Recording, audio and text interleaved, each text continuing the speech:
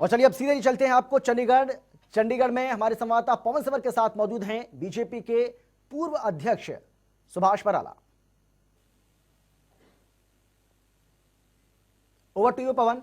बिल्कुल, बड़ौदा के उपचुनाव के नतीजे जो है वो रुझान के तौर पर सामने आने लगे हैं और मेरे साथ हरियाणा भाजपा के पूर्व अध्यक्ष और हरियाणा सार्वजनिक उपक्रम ब्यूरो के चेयरमैन सुभाष बराला हैं।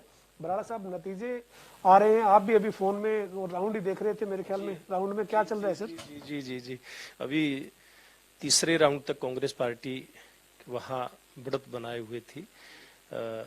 अभी देखते हैं, अभी ये शुरुआती जो परिणाम है अभी उसके रुझान है, आगे आगे देखिए होता है क्या। धड़कने तेज है सर, क्योंकि रुझानों में तो आपको थोड़ा नुकसान ही होता दिख रहा है। देखिए, इसको दूसरे एंगल से मैं देखना चाहूंगा कि भारतीय जनता पार्टी के लिए एक अवसर के रूप में ये उपचुनाव था।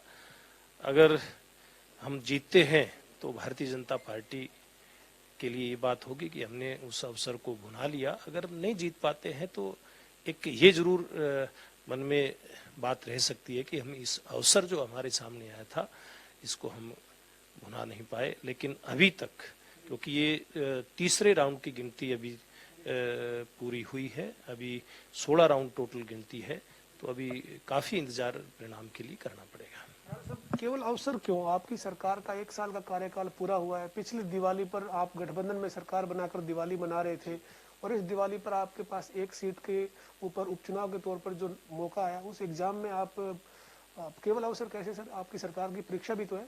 देखिए, आप इसको किसी भी एंगल से, इसको आप किसी भी दृष्टिकोण से आप इस बात को ले सकते हैं, लेकिन अगर मोटे तौर पे बात करें तो पहली बार हरियाणा प्रदेश के अंदर भारतीय जनता पार्टी की सरकार 2014 में बनी थी।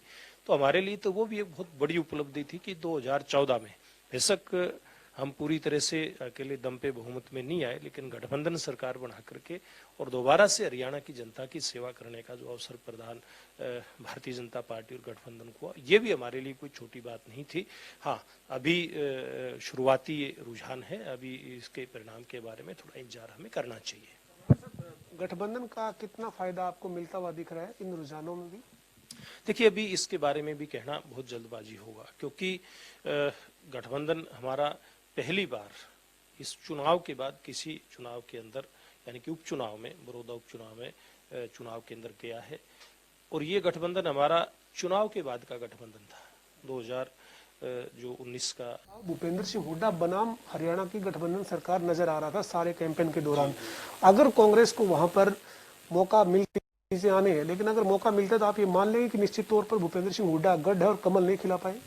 देखिए, एक चुनाव परिणाम से किसका गढ़ है किसका गढ़ नहीं है ये बात कहना बहुत मैं समझता हूँ जल्दबाजी भी होगी, एक बड़ी, क्योंकि ये वही क्षेत्र है जिस क्षेत्र में यानी कि लोकसभा सोनीपत, ये विधानसभा क्षेत्र वही है जो उसके अंतर्गत आता है।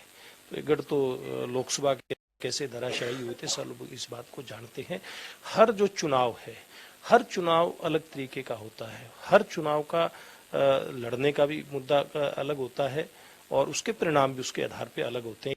कि किसका गढ़ है किसका गढ़ नहीं है, ये अभी मैं कहता हूँ बहुत जल्दबाजी है।